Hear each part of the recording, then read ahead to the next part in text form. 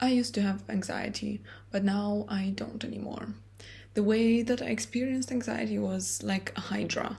So I'd have one version of it, then as I dealt with that, another version would appear. First, I started having panic attacks. As I was learning to deal with them, that got better over time, but instead I developed social anxiety. This was actually the much bigger issue for me because it was very difficult to differentiate between the anxiety thoughts and feelings and subsequent behaviors and what were my own healthy thoughts and feelings. As such, I engaged in a lot of avoidance behaviors, which led to worsening social anxiety and was in general not having a good time. Today I'm going to tell you how I got rid of the majority of my social anxiety almost immediately. But before that, disclaimer, this is not medical advice. This is not any other kind of advice either. If you're experiencing mental health problems, please contact a professional, a doctor, a mental health professional, whatever is available to you at this time. This is not advice. This is a CBT tool, a cognitive behavioral therapy exercise that worked for me. I don't know if it will work for you. This is not prescriptive, but feel free to try it. The exercise that I did is called the fear hierarchy, or how I also like to call it, anxiety tier list. I will use the example of social anxiety because that's what I experienced and what I used this exercise to great success for. So, follow along if you want. Going on this here website, I even made a Twitter account so I could log in here, make a template. Oh my god, what is going on? And click on this. Yeah. Here we're creating all our items that we will be tier ranking. So we're taking social anxiety, and the first step is to brainstorm all of the situations that cause social anxiety. These can be any situations that come to your mind. You can put in as many as you want. What situations cause me social anxiety? It could be that I walk in the building and I meet my neighbor and now she starts talking to me. Other thing might be I feel quite anxious when calling to make a doctor's appointment. The thing that causes me a lot of anxiety is going on a date. How many do we have? Okay, let's add a few more. Let's fill in all of these. Maybe it's to speak up in a group. Last one, to ask for extra ketchup. Cheap. Okay. Now we'll download these images. This is what we will be tier ranking. We will upload now all our images. Cool. We have arrived. Now, on to the fun part, tier ranking our anxiety situations. This is the key point and why this exercise works. I will explain after we do this. So, talk with neighbor. Quite anxious as the neighbor's talking to me and asking me things, and then I think about it for maybe like 20 minutes afterwards. So I'd say maybe it's like a D. It's fine because I don't really care so much about the neighbors, but call a doctor. Why did I say it like that? Call a doctor. This is a bit more anxiety inducing, and then I like ruminate about it for like 5 minutes before calling. Oh my gosh, should I call? Should I not call? And then I see myself pressing the button and it's a bit, yeah, maybe it's a B. I don't know, maybe it's a C. Let's put it at C for now. Okay. I'll tell you right now, present in front of people, whatever situation is, no, it's too much. I cannot even imagine ever in my life being able to do this. Yeah, no. I'm reenacting what I remember it being like for me. By the way, this is not how I feel right now, thankfully, because I have come a long way and I'm trying to show you how that happened for me. Hopefully that works for you as well. But yeah, just to clarify, I'm reenacting a past situation. This is not what's going on now. Okay, so going to the gym is maybe a B because I have been doing it for a long time, so I know what's going on. I am not too unfamiliar with the situation. It just is okay. It's not that bad. It's still stressful because then I feel like everyone is looking at me and I feel like I'm doing the things wrong, but it's not as crazy anxiety inducing as like presenting in front of people.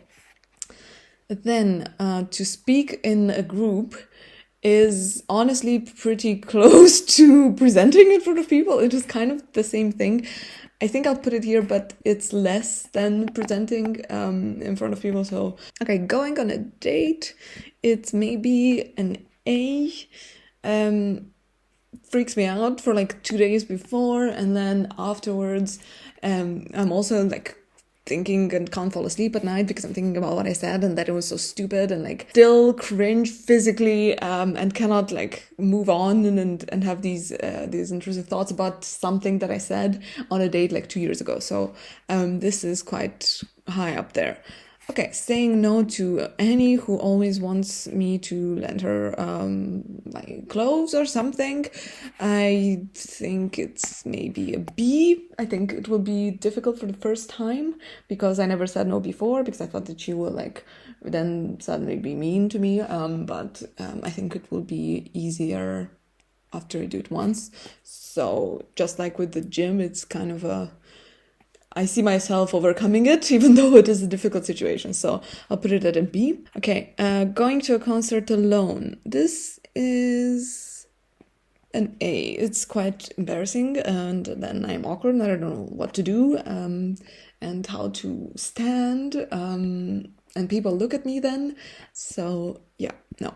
Ask for extra ketchup. I think this is for me a similar situation to calling a doctor. I will be thinking about it for a couple of like 5-10 minutes before if I decide to do it, but then I will move on. It's not that crazy, not as bad as saying no there. Calling a doctor is quite similar, so I'll put it there. Post on Instagram. I think it's not as real for me as like visceral as like going to a concert or going on a date. It's a little bit more anxiety-inducing than saying no to her borrowing my clothes, or it's a stupid example, but maybe maybe I'll put it here because I can always delete it. I'll put it's somewhere here on the B tier. To wear something different, I don't know. Make a joke.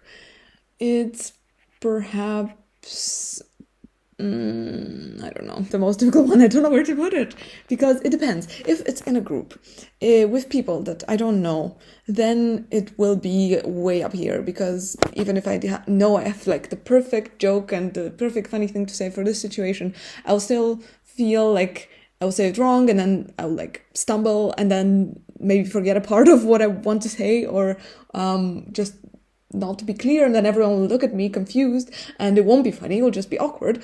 So if it's that situation, then that's, yeah. But if it's with like just talking to a friend that I know and we're quite close, then it's not nearly as stressful.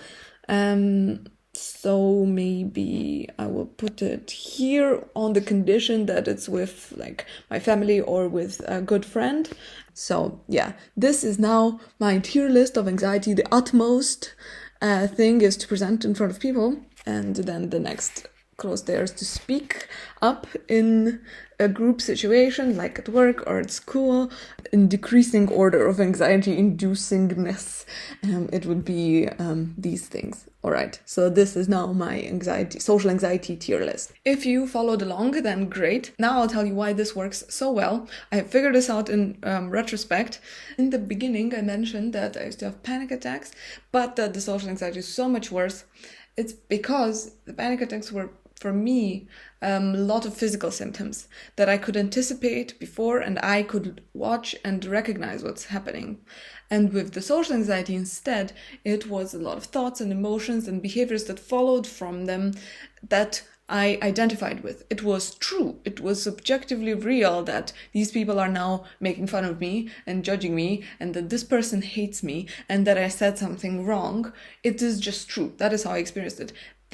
Social anxiety for me was very egosyntonic, meaning I identified with it and it was just reality. It lacked this separation between myself and the anxiety. And with doing this exercise, it creates this separation. So I am sitting here and I'm writing down the anxiety situations, and then I'm looking at them, and it's the distance. Then the other reason is that in tier ranking them and arranging them and comparing these situations, these very laden anxiety-inducing situations, it allows you to regain control over it, at least in a mental sense, and ultimately in an emotional sense, because you're like taking a thing and you're looking at it from this aspect, and maybe in that situation it would be, but if I think about it and comparing it to the other situations, and this is not only creating the separation, but giving you the control. You are manipulating them in your mind, you're playing with the idea, and you're doing this in a setting that is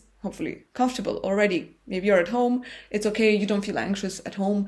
This leads me to the next reason why this exercise is so helpful. It's because you're creating exposure in your mind, in a comfortable setting, to the anxiety. Ultimately, that is how the anxiety is overcome. Any kind, this is the standard, it's exposure. So by looking at these situations, you're exposing yourself to them in your mind. You're allowing yourself to feel a little bit, to imagine what it's like to go and talk to the neighbor, and then you imagine a little bit what it's like to present. Wow, no, that's too scary. But still, it's like little bits of exposure ultimately help to overcome the anxiety. So once again, distance, control, and exposure. Let me know in the comments how you found the exercise in general and if that helped you. For me, I did it, and literally the lower tiers, they became suddenly possible. Yeah, I'm curious to see if this also works for you. Let me know, and otherwise I hope that you're well, and I'll see you next time.